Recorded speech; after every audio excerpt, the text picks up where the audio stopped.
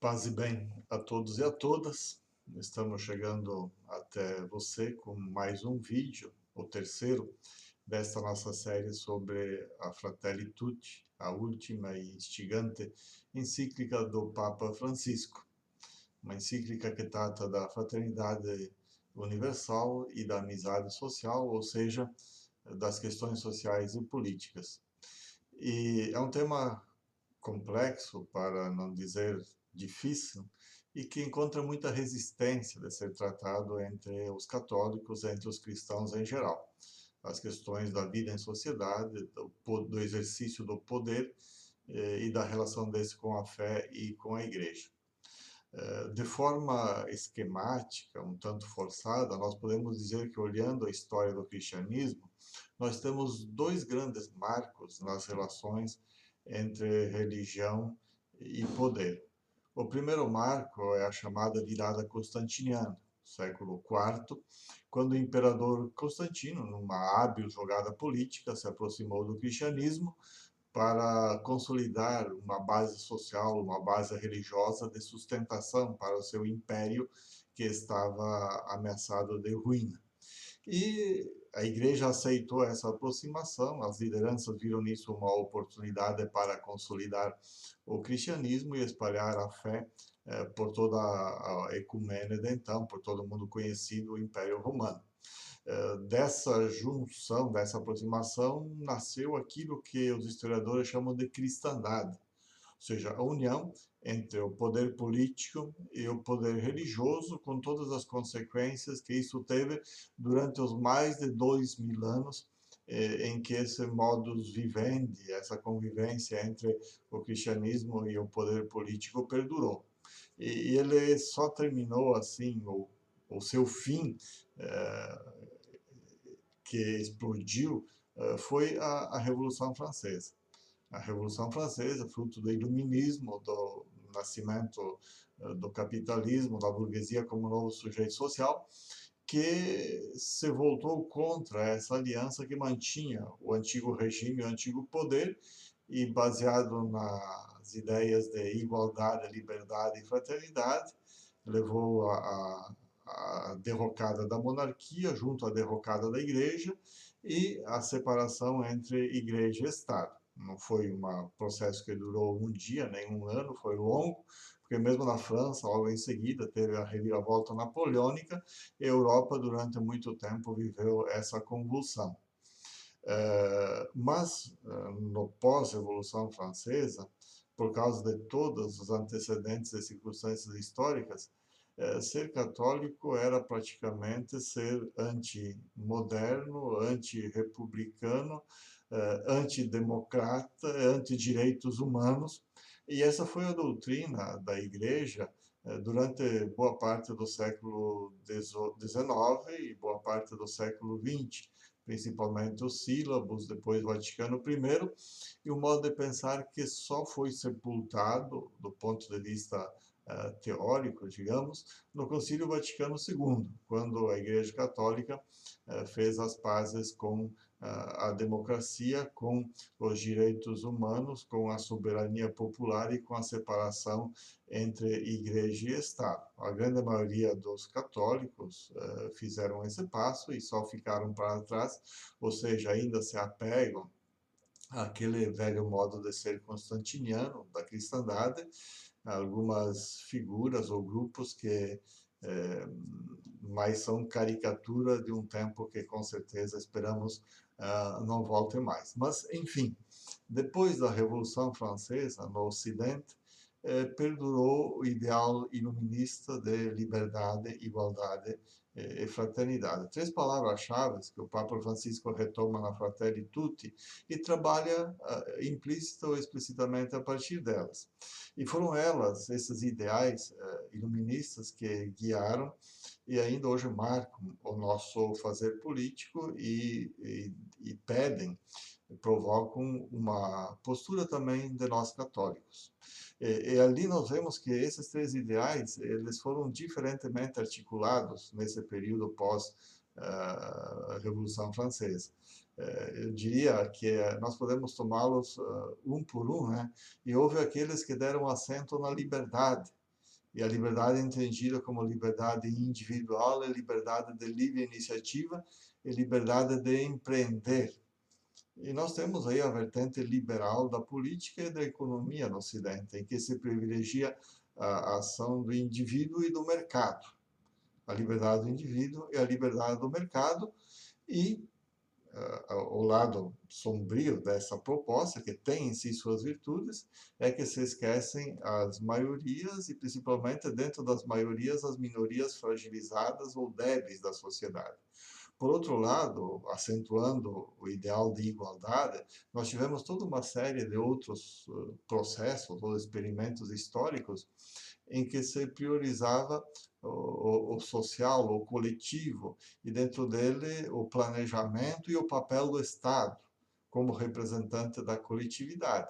E muitas vezes essas experiências negavam o indivíduo, negavam à pessoa a liberdade, a livre iniciativa, e caminhavam, e de fato em muitos casos se constituíram, em ditaduras que, argumentando o valor do coletivo, se esqueciam e eliminavam o individual. Então, dentro dos dois modelos históricos que a partir da Revolução Francesa nós tivemos, o liberal e o socialista ou comunista, os dois tinham suas virtudes e os dois também tinham suas limitações.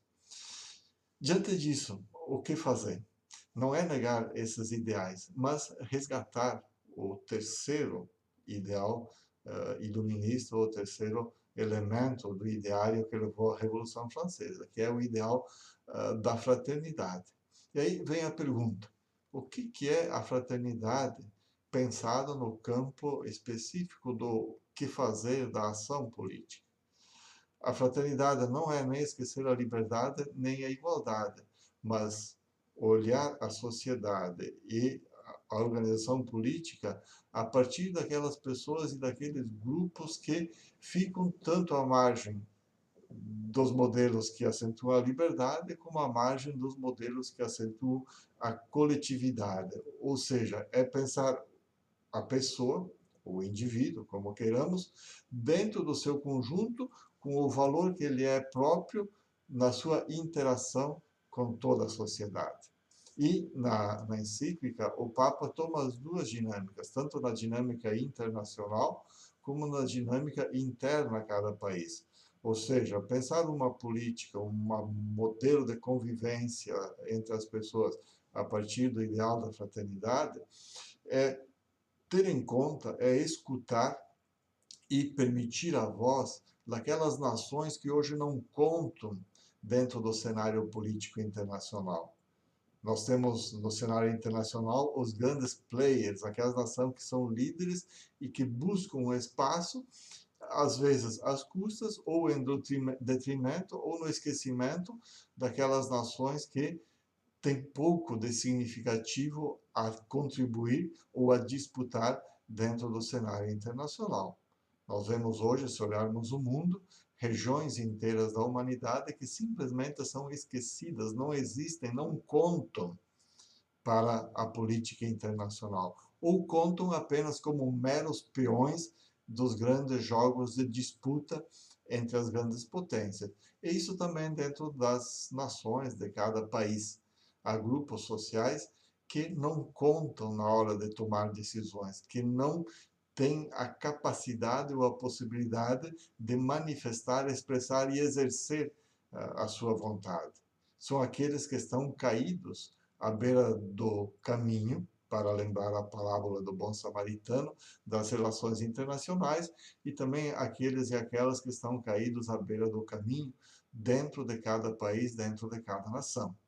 Então, quando pensar a política, pensá-la tendo em conta esses grupos sociais, que deixados por si mesmos, muitas vezes não têm a capacidade ou a possibilidade de atuarem politicamente dentro das nações. Esse é o grande desafio que fica para superar o caos que vive hoje o mundo, o caos que vivem muitas nações, e que resultante desse caos é o esquecimento de massas inteiras da humanidade que ficam à beira do caminho.